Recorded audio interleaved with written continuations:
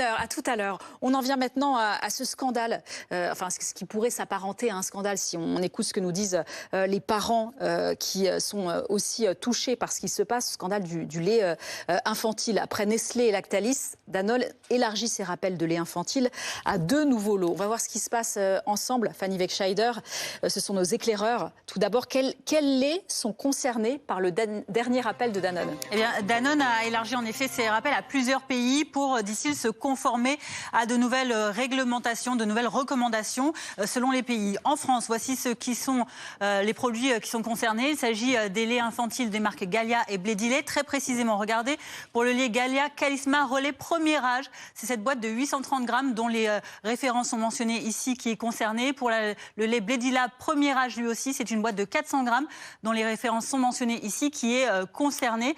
Des laits donc qui seraient potentiellement concernés par une infection. En tout cas, c'est ce que redoutent les autorités sanitaires. C'est donc par prévention que Danone a fait ces retraits du marché, parce que la raison, ce serait cette présence éventuelle de céréulide, une toxine donc qui est responsable de tous ces rappels.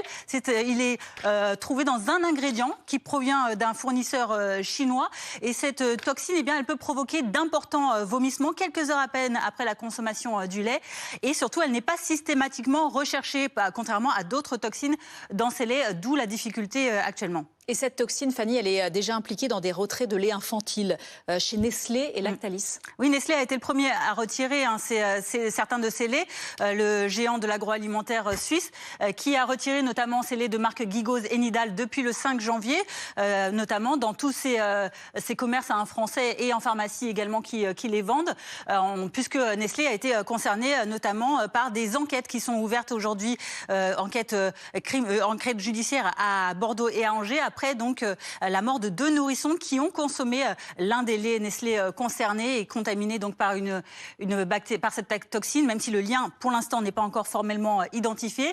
Et puis juste après, plus récemment, il y a également un autre géant du lait, Lactalis, qui lui aussi a retiré ses laits, lui, de la marque Pico. Vous voyez les différents types qui sont concernés. C'est les premier et deuxième âge qui sont concernés, vendus dans ces enseignes et également en pharmacie.